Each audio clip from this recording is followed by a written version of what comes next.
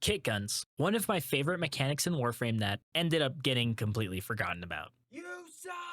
Anyway, today I wanted to rank all of the primary variants of the kit guns and give you my opinions about them. I'm going to base my reviews on 3 factors and give a total on the tier list. 1. How easy is it to mod? Most of the kit guns are offered early in Warframe, meaning that they are a great option for new players who are low on resources and need to choose wisely for their limited arsenal. 2. Based on how fun they are. In a game like Warframe, we have a lot of boring guns that kill everything, so in my mind it's really important to get something you will enjoy killing with the most. And lastly, 3. How viable it is for the game's content overall. Even though kit guns are a fun mechanic in Warframe, it means nothing if the weapon you're using can barely kill anything. The purpose of this ranking is to bring a light to a system that I really enjoy.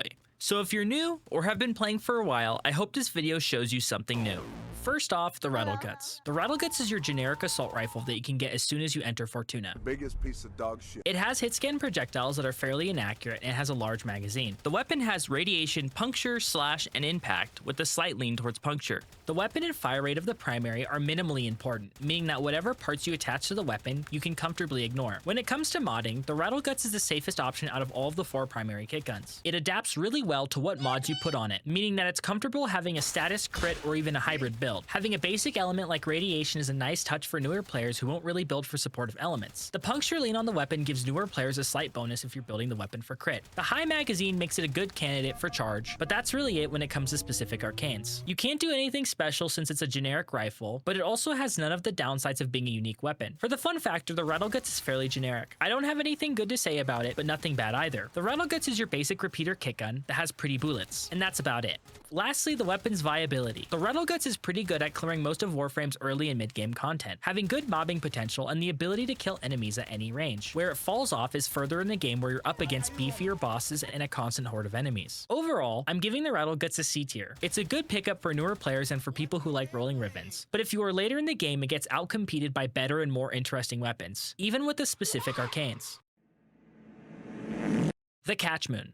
The Catchmoon is an inaccurate wave shotgun that shoots small discs. The discs travel at a fast speed and have infinite punch through. The weapon has innate heat and impact built into the weapon, and if one of the Catchmoon's projectiles hits an enemy, it applies a guaranteed impact status effect. The fire rate and damage of the weapon greatly rely on what parts you attach while building, so make sure you either want a slower but heavy hitting variant or a fast firing low damage one. When it comes down to modding, the Catchmoon is pretty limited. The innate heat allows you to easily deal damage and armor strip, making it a good choice for newer players, especially with other stats like infinite punch through baked into the weapon. But since the weapon is a shotgun, it can only really be built around its heat element. This cuts off any ideas of a potential slash build through impact, making the impact more of a hindrance on the weapon than anything. It can't really benefit well off of any of the specific arcanes either due to the small ammo regen on charge, and it being hard to get headshots with. As with fun factor, the Catchmoon sounds cooler than it really is. It's a slightly more interesting rattleguts that deals heat. The weapon would be more interesting if players could build around its specialty towards the impact status effect. Gameplay. The Catchmoon is fairly effective at star chart missions in the early game, but falls off at the mid game and completely at end game. The weapon's damage is too low for more healthy enemies and struggles with anything out of its range. The only way you can effectively use a Catchmoon is with a grouping tool to get most out of its infinite punch through. Overall, the weapon is getting a D. Newer players have better options, and veteran players have a useless impact shotgun that can't even use hemorrhage.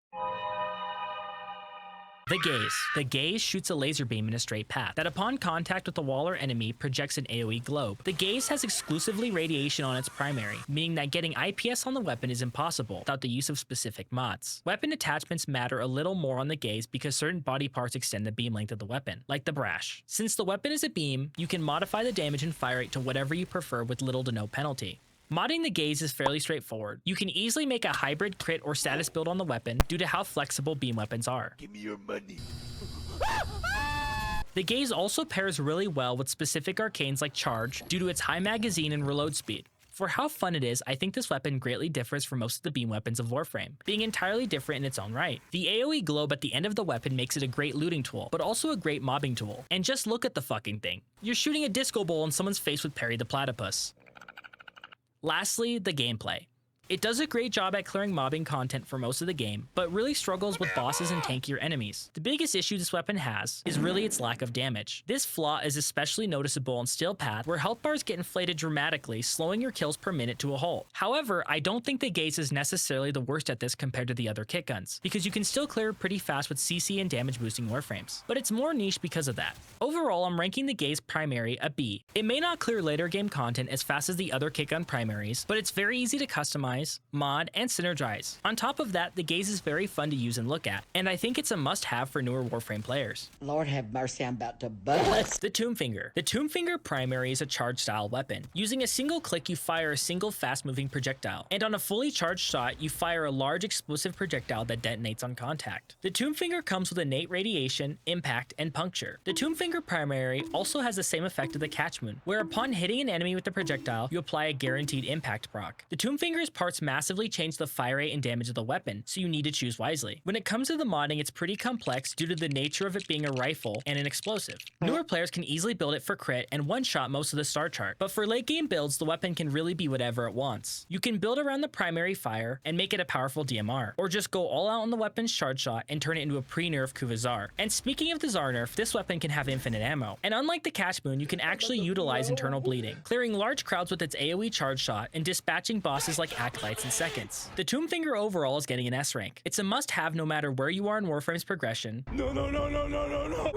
Wait. The Sporelacer. The primary Sporelacer shoots a spore projectile that bounces twice, dealing damage in an AoE every time it hits the ground. The projectile deals impact damage on a direct hit and toxin for the AoE. The Sporelacer's fire rate and damage vary a normal amount depending on what parts to attach to it. This allows you to slap whatever parts you prefer. Modding the Sporelacer is pretty strange since it's considered a shotgun. The toxin on the weapon is good for building vile or corrosive, supporting all build styles well. Fun factor. The Sporelacer is a pretty fun weapon, but struggles with its concept a bit due to the low amount of bounce it has. Since it can only bounce twice, you're not going to be able to do anything interesting with the weapon, besides shooting the ground and hoping the second bounce doesn't veer off its path. The Sporelacer's gameplay. It's a good weapon for crowd control and does a pretty good amount of damage towards bosses as well. Where the Sporelacer falls off is by just being outcompeted by other weapons in its class. It's very unique for a shotgun, but a lot of other weapons have a bouncing or ricochet mechanic that don't have a slow windup like the Sporelacer does. Overall, I'm ranking the Sporelacer a C. It does some things better than the rattleguts, but also falls short in some categories, like weak point damage, the infinite range, and the access to better set of mods. Dude, I'm not doing that. The VermiSplicer. The VermiSplicer is another laser beam type weapon that shoots out homing tentacles, that when damaging a target will chain to another 3, dealing 70% of the base. The VermiSplicer comes with toxin and IPS with a heavy slash lean. The VermiSplicer is very neutral to what parts you attach to it with a slight fire rate preference. When it comes to modding the VermiSplicer, you have a very easy weapon to mod right out of the foundry. The toxin and slash priority allows players to get a really easy viral slash build going for the early game. The VermiSplicer is a really fun weapon to use because you're shooting chain beaming tentacles that clear groups in seconds. Now, I tell you what, I like you, and I want you. The aim assist built into the weapon also makes it a good choice for any type of game mode you play, essentially being the Swiss Army knife of all of the kitguns. It's also no surprise that the VermiSplicer is also good at all sections of the game. Having that built-in slash and toxin allows you to trivialize any enemy on the star chart with ease. The only thing that the VermiSplicer can't do is effectively clear bosses. Why you bullying me? So for the VermiSplicer, it's getting an A. I can't give it an S since it can't clear bosses as well as the Tombfinger, but it's definitely a well-rounded weapon that most players should have in their arsenal. And that's all of the primary kitguns ranked. Do you disagree? If so, please feel free to tell me why and if there's anything I missed in the comments below. Kitguns are such a subjective weapon type in Warframe, so I'm really interested to see what you guys think.